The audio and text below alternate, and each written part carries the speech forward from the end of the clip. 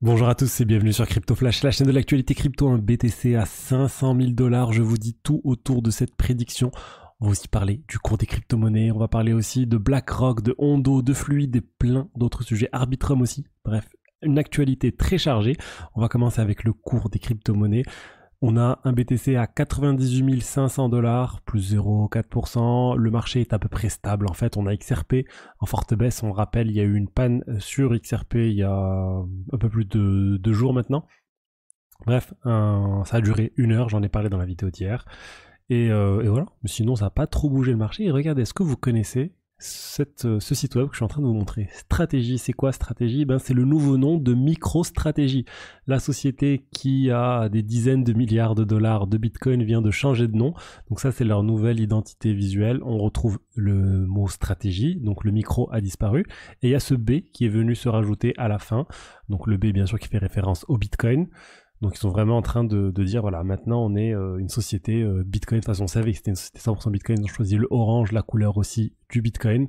Donc on peut voir, hein, c'est l'orange qu'il y a dans le logo du Bitcoin, en tout cas assez proche. Et voilà, ils vont sûrement continuer d'acheter du Bitcoin au cours des prochains mois, prochaines années. Ils ont clairement dit que ça n'allait pas s'arrêter. Je voulais vous parler de Galéon, c'est le sponsor de la vidéo du jour. Pour ceux qui ne le connaissent pas, Galéon, c'est un projet crypto français dans le milieu de la santé qui a levé 15 millions de dollars à peu près dans une ICO il y a plusieurs années de cela, ça devait être autour de 2021. Donc je vous l'ai dit, ils sont dans le milieu de la santé, ils ont déjà un logiciel qui permet la gestion des données des patients qui est utilisé dans pas mal de CHU et j'étais surpris de voir sur leur site le nombre de CHU et le nombre de médecins qui utilisent en fait tout ça.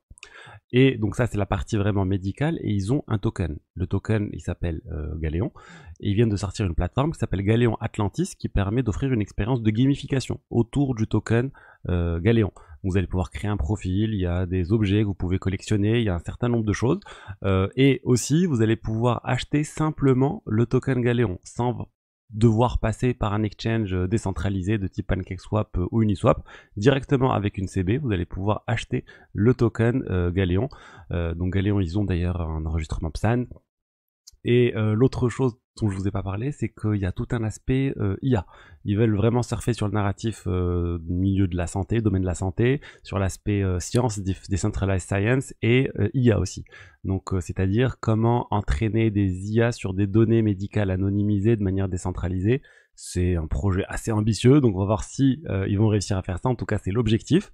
Et voilà, vous avez le lien dans la description si vous voulez découvrir la plateforme Atlantis et avoir du token Galéon. Ensuite, est-ce que vous connaissez la banque Standard Chartered? Ils font pas mal d'études, d'analyses autour des crypto-monnaies, du prix des crypto-monnaies. C'est l'une des plus grandes sociétés cotées en bourse, l'une des 30 plus grosses capitalisations boursières britanniques. Et ils viennent de donner une étude, une prédiction sur le prix du Bitcoin. Et ils estiment le prix du Bitcoin à 500 000 $ d'ici 2028. Ils pensent qu'on pourrait atteindre ce niveau-là. Ça sera pas fait d'un coup, ça sera fait petit à petit. Ils le disent, ça, c'est clairement par étapes. Leur cible, c'est 200 000 $ à la fin de l'année 2025, 300 000 $ pour 2026, 400 000 $ pour 2027 et enfin 500 000 $ en 2028. Donc avant la fin de la présidence de Trump, pour eux, on devrait avoir le BTC à ce niveau-là, poussé par l'adoption des institutionnels, poussé au niveau des ETF, poussé aussi par Donald Trump et la réserve nationale de Bitcoin.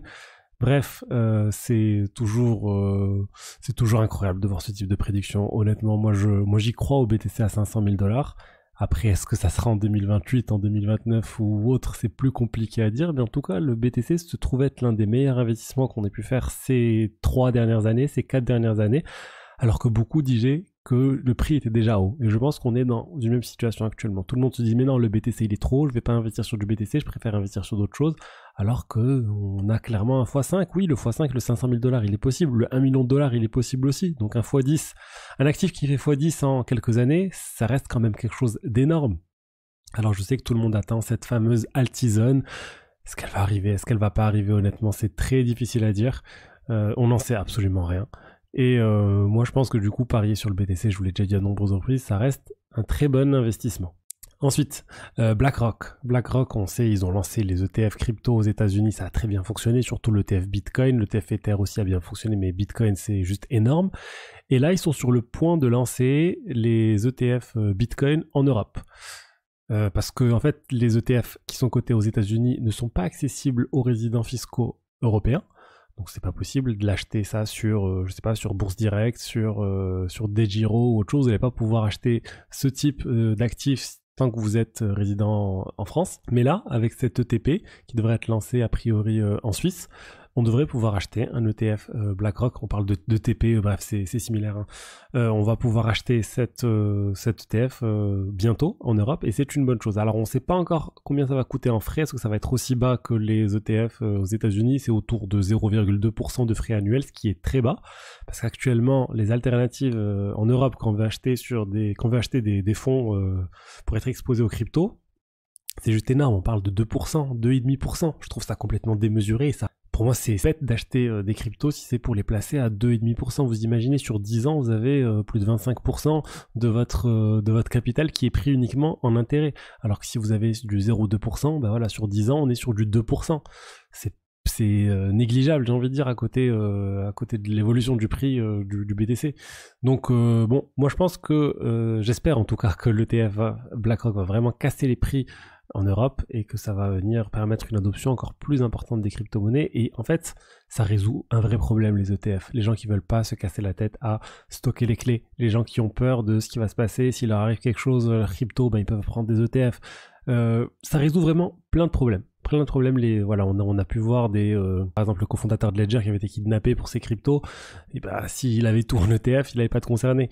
Alors attention, je suis pas en train de dire il faut pas stocker ses cryptos soi-même, hein. Au contraire, moi je suis un fan de la sécurité des cryptos. Je dis juste que c'est pas fait pour tout le monde, et pour ceux pour lesquels c'est pas fait, il y a ces options qui existent. Alors Ondo, je vous ai déjà pas mal parlé d'Ondo, ils viennent d'annoncer une nouvelle fonctionnalité, ça s'appelle Ondo Global Market, ce n'est pas encore lancé, je suis allé voir sur le site, ça va bientôt arriver, mais ça va permettre de s'exposer à énormément d'actions cotées en bourse aux États-Unis directement sur la blockchain. Donc on pourra venir trader des actions Tesla, des actions autres, le SP500 ou plein d'autres choses directement sur la blockchain.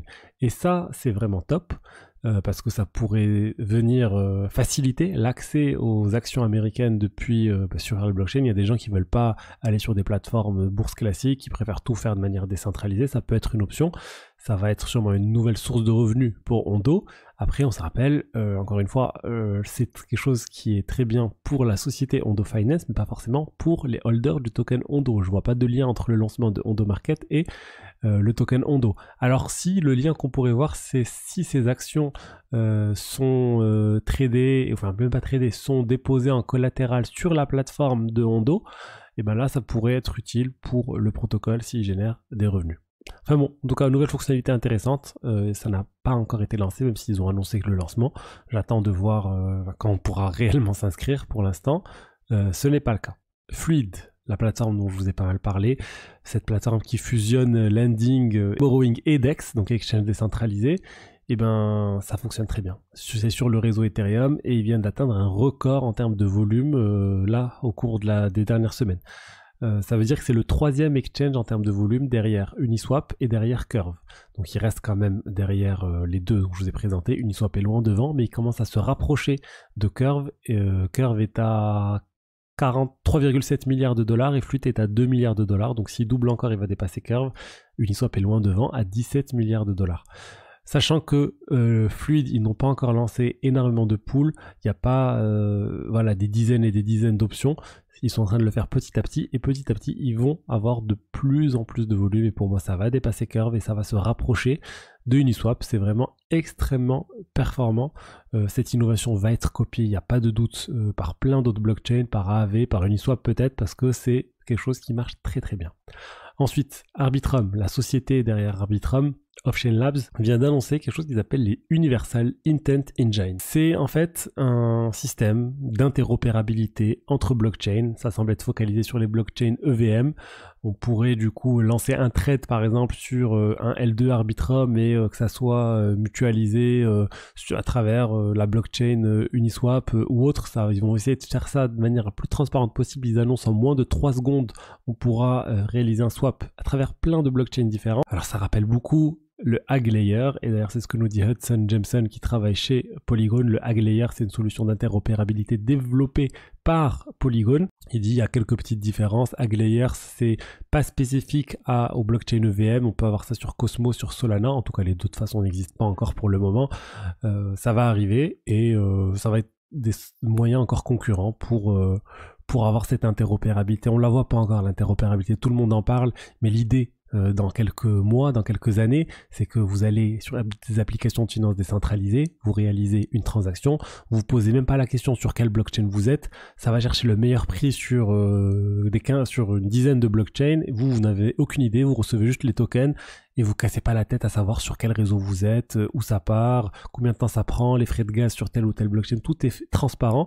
On n'y est pas encore, mais ce type de solution va permettre d'avoir cette facilité d'utilisation.